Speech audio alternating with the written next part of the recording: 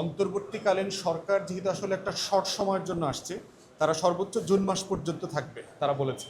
এখন ধরেন যদি মার্চ এপ্রিলে নির্বাচন হয়, তাহলে এই বাজেটটা কিন্তু একটা নির্বাচিত সরকারকেও বাস্তবায়ন করতে হবে। কিন্তু আমরা দেখলাম যে অন্তর্বর্তীকালীন সরকার বাজেট প্রণয়নে রাজনৈতিক দলগুলোর সাথে বসার প্রয়োজন মনে করেন। এখন দেখেন, অনেক গুরুত্বপূর্ণ বিষয় কিন্তু অন্তর্বর্তীকালীন সরকার টাইম টু টাইম পলিটিক্যাল পার্টিকে ডাকে। বাজেট যেহেতু সবার সাথে একটা গ্রহণযোগ্য ব্যাপার, এবং বাজেট যেহেতু সাধারণত সংসদে প্রেজেন্ট করা হয়, সংসদটা কোথায়?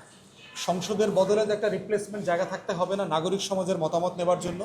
আমরা বোধ করেছি এইবারের বাজেটের সবচেয়ে গুরুত্বপূর্ণ সংকট এবং সীমাবদ্ধতা হচ্ছে যে সে বাংলাদেশের রাজনৈতিক দল, অংশীজন যারা আছে, তাদের কারো সাথে এই বিষয়ে কোনো কথা বলে নাই, পরামর্শ করে নাই।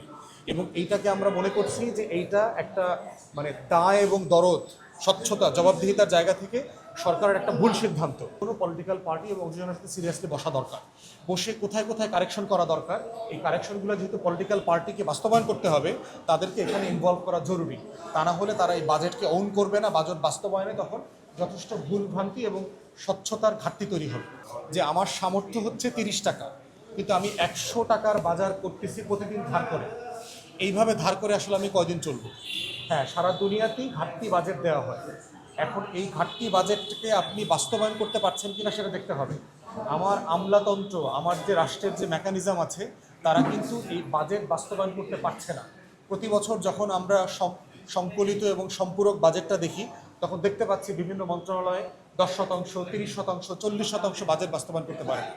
আজকে একটা প্রজ্ঞাপন দেখলাম সরকারের একটা মন্ত্রণালয়ে, 1 কোটি টাকা তার তহবিলে আছে, 10 দিনের ভিতরে খরচ করতে হবে। তো 10 দিনের ভিতরে 1 কোটি টাকা খরচ করতে কেন হবে? কারণ মাস শেষ, টাকাটা ফেরত চলে যাবে। এখন টাকাটা যেন ফেরত না যায়, এগুলো হচ্ছে লুটপাট প্রকল্প। তো প্রতি বছর আমরা দেখি বাজেট শেষ হওয়ার ঠিক আগে আগে এই মে জুন মাসে শত শত হাজার হাজার কোটি টাকা শুধুমাত্র গচ্ছা দেওয়া হয়, বালিতে ফেলা হয়। আমরা গতকালকে দেখলাম আপনার চাঁদপুরে আমাদের কলিগ, সে দেখাইলো যে একটা রাস্তা করা হইতেছে, গাছটা যে কাটছে, গাছের গোড়াটা পর্যন্ত উঠানো হয়নি। গাছের গোড়াটা না উঠায় ওটার উপরেই ইট এবং পিচ ঢালা হচ্ছে। বাজেটের বর্ষ পরিবর্তন করা দরকার বলে আমরা মনে করি। এই সময়টা হচ্ছে বৃষ্টি, বন্যা, সাইক্লোনের সময়। সাডেনলি যখন আপনি 30 জুনের পর থেকে আপনি ডেভেলপমেন্ট ওয়ার্কের জন্য প্রচুর টাকা দেওয়া শুরু করবেন, এই টাকাগুলো বৃষ্টিতে, বন্যায়, খরাতে চলে যাবে, পানির নিচে চলে যাবে। এই জন্য আমরা বোধ করছি বাজেটের বছরটা চেঞ্জ করে আপনার নভেম্বর, ডিসেম্বর অথবা জানুয়ারিতে নিয়ে যাওয়া দরকার। আমার যে রেভিনিউ আয়, যেটা প্রতি বছর 3,25,000 কোটি টাকার মতো, এর সবচেয়ে বড় খাত হচ্ছে আপনার বেতন ভাতা।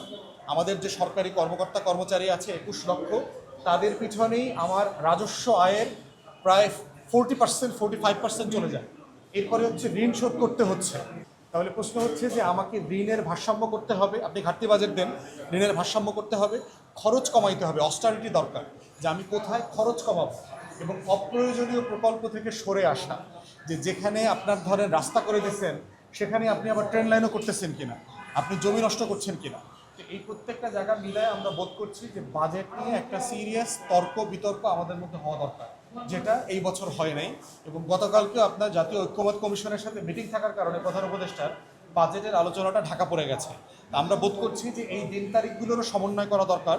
বাজেটের সাথে আলোচনা করে সমন্বয় না করলে যেটা হবে, আলাপগুলো হবে না, তর্কগুলো আসবে না। নাটা ডেইলি আর পানীয়র এক অসম কম্বিনেশন, ড্রিঙ্কো। চিল থাকতে চান? ড্রিঙ্কো চা বান।